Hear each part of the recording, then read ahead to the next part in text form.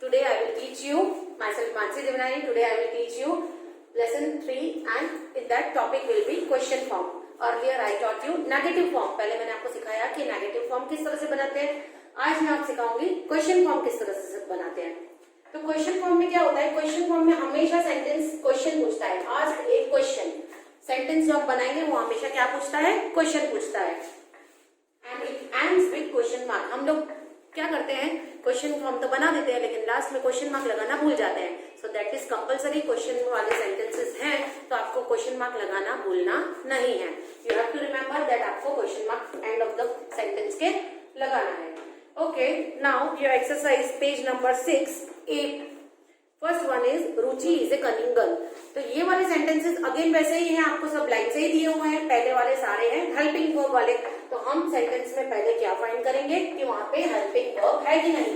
Find the helping verb into the sentence. और हमारे helping verb कौन से हैं, is, am, are, was, were, has, have, had, shall, will, are, etcetera.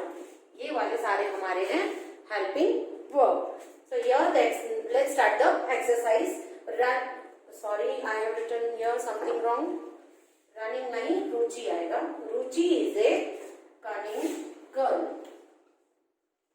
इसमें कौन सा है हेल्पिंग वर्ब, is. तो ये वाले सेंटेंसेस नेगेटिव से ज्यादा आपको इजी लगेंगे क्योंकि इसको सिर्फ बाहर निकाल के रख देना है. Is Ruchi a cunning girl. Last में क्या लगाना है, क्वेश्चन मार्क. तो हमने ये सेंटेंस में बताया कि रुचि एक कनिंग गर्ल है, कुछ रुचि घमंडी लड़की है. अब हमने इसको किस में कन्वर्ट किया, क्वेश्चन फॉर्म में. तो हम पूछ रहे हैं is Ruchi A cunning girl. क्या रुचि कनिंग गर्ल है, ऐसा हम लोग ये सेंटेंस में पूछ रहे हैं. क्वेश्चन फॉर्म के सेंटेंसेस में हम हमेशा क्वेश्चन पूछते हैं. We shall go to the park now. तो इसमें हेल्पिंग वर्ब है शल. शल को बाहर निकालेंगे. Shall we go to the park now. Question mark. हमने क्वेश्चन पूछा क्या हम अभी पार्क में जा सकते हैं. Now third sentence is Anita will get good marks. Anita को गुड मार्क्स मिलेंगे. तो इसमें हेल्पिंग वर्ब है will.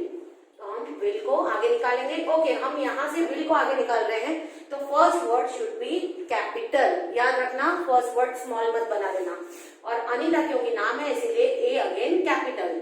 Will Anita get good marks. क्या लगाएंगे पीछे, question mark. Question mark is compulsory in question form sentences. They have finished their work. So the answer will be, क्या है ये, helping verb have. Have they finished their work. क्या उन्होंने अपना काम कर लिया है, हम पूछ रहे हैं. That put question mark at last. So A वाली एक्सरसाइज तो आपकी हो गई. सेकंड है हमारी बी और सी एक्सरसाइज जिसमें डू और डज लगता है. तो आप ऐसा नहीं करोगे कि आगे के सारे में चलो बी है तो सारे में डू लगा दिया. आप सेंटेंसेस को अच्छे से पढ़ोगे और फिर उनको आंसर करोगे क्योंकि एग्जाम में आपको लाइन से पूछा जाएगा नहीं. एग्जाम में आपको जंबल सेंटेंसेस दिए जाएंगे और आपको पहचानना होगा कि किसके साथ आपको डू लगाना है और किसके साथ डज लगाना है. तो ये वाली एक्सरसाइज में आपको मिक्स में ही सिखाऊंगी ताकि आपको डिफरेंस पता चले कि किसके साथ डू और किसके साथ डज लगता है. मैंने पहले ही आपको सिखा दिया था कि जो अगर सब्जेक्ट सिंगुलर है तो उसके साथ लगेगा डज और अगर सब्जेक्ट प्लूरल है तो उसके साथ लगेगा do. So first is cows live on grass. cows, ये कौन सा, ये सब्जेक्ट कैसा है, प्लूरल. तो प्लूरल के साथ मैंने क्या बोला, जब आपका सब्जेक्ट प्लूरल है तो उसके साथ लगेगा डू. और जब आपका सब्जेक्ट सिंगुलर है तो उसके साथ लगेगा डज. अंडरस्टूड. तो इसके साथ क्या लगेगा? Do cows live on grass? Question mark. Now next sentence मैं आपको बता रही हूं is the sun rises in the east.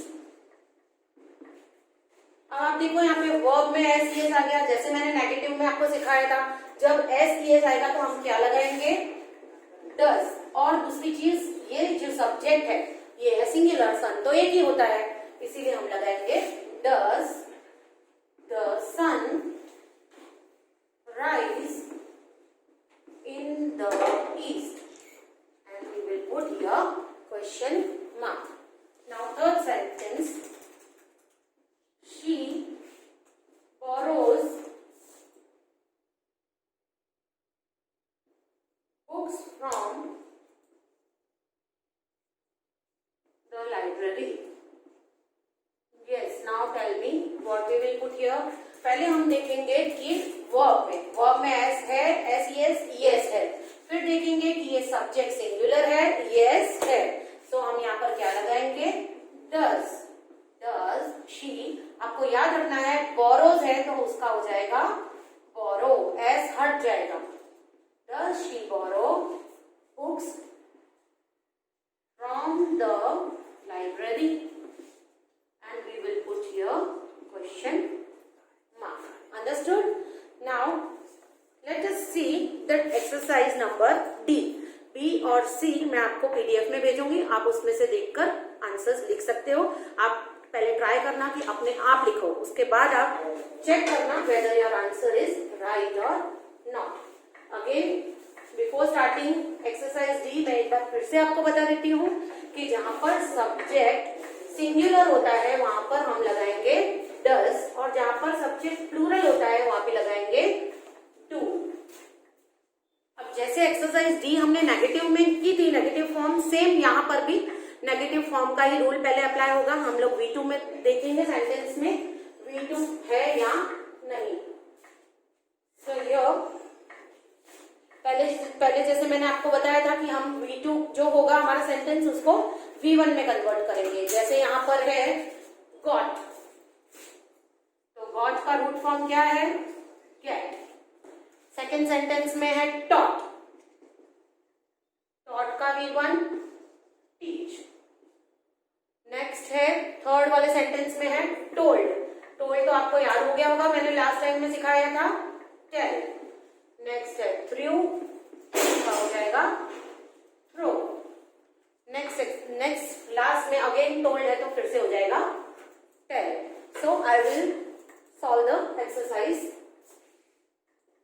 The first question is, she got up at 5 this morning. She got up at 5 this morning.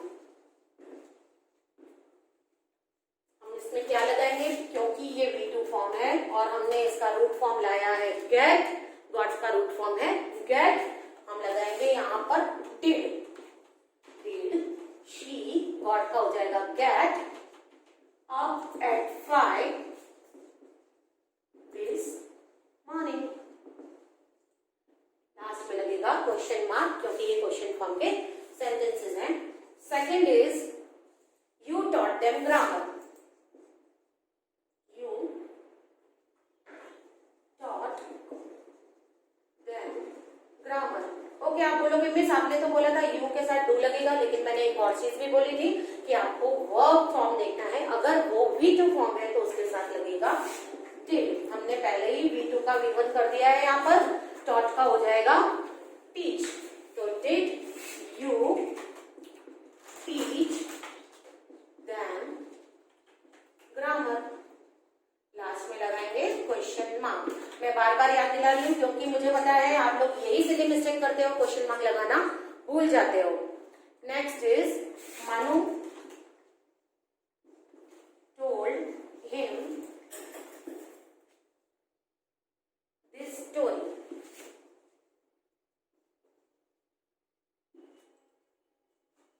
Told का V1 मैंने क्या बताया?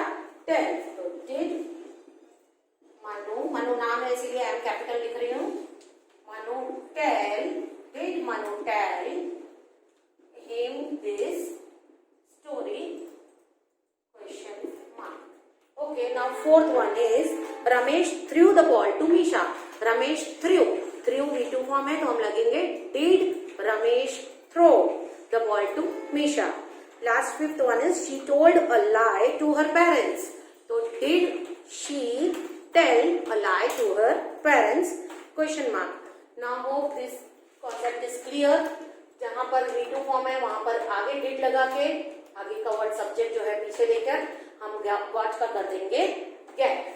See here, did आगे लगाया, यू को पीछे ले गए, टॉट का टीच, डिड लगाया, मनु को पीछे ले गए, टोल्ड का टेल, बाकी पूरा सब हम सेम सेंटेंस में से कॉपी डाउन करेंगे। तो again practice time.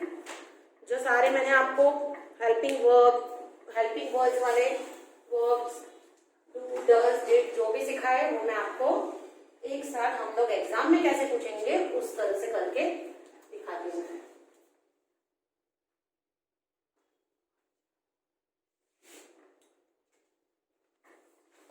Some of the examples I am writing it on the board and this is your practice time. Video को 2-3 बार जब आप देखोगे तो आपको क्लियर हो जाएगा कि ये टॉपिक क्या है, क्योंकि जब हमारी स्कूल होती है, स्टार्ट होती है, आप लोग आते हो तब हम लोग बार बार आपको ये चीज रिमाइंड करवाते रहते हैं, बार बार ओरल करवाते हैं, लेकिन अब ओरल वगैरह कुछ हो नहीं रहा है, तो you will watch the videos twice और thrice to understand it properly.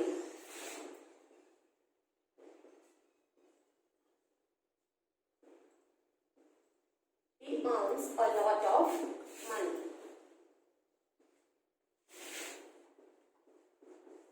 He gave the keys to peon. She can now. These students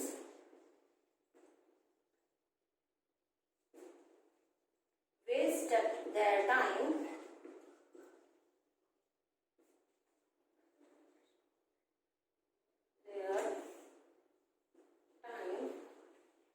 in idle talk. Okay, now some sentences are given here. We will first find out whether there is a helping verb in this sentence or not. The clerks are typing letters. Yes, यहाँ पर helping word है, कौन सा है? are. तो हम are को बाहर निकालेंगे. are और ये पूरा the clerks. are the clerks typing letters. Last में क्या लगाएंगे? Question mark. He earns a lot of money. अब यहाँ पर कोई हेल्पिंग वर्ब है सेंटेंस में? नो. लेकिन इस वर्ब में एस है और ये सब्जेक्ट सिंगुलर है, तो मैंने आपको बताया था सिंगुलर के साथ लगेगा डज. डज ही अर्न्स का हो जाएगा earn. a lot of money. Now third, he gave the keys to peon. First यहाँ पर ये सिंगुलर तो है, लेकिन ये वाला एस वाला सेंटेंस नहीं है, ये V2 फॉर्म वाला है, तो हम इसको इसके रूट फॉर्म में लाएंगे. गेव का रूट फॉर्म होगा गिव, तो did he give the keys to peon, question mark. She can go now, इसमें हेल्पिंग वर्ब है, यस यहाँ पर हेल्पिंग वर्ब है कैन, तो हम कैन को आगे ले जाएंगे, शी को पीछे. Can she go now? Question mark. Now next is these students. ये plural है, these students. और यहाँ पर based में भी SES नहीं है, तो हम लगाएंगे do these students waste their time in idle talk. Idle talk मतलब पता है? फालतू की बातें करना.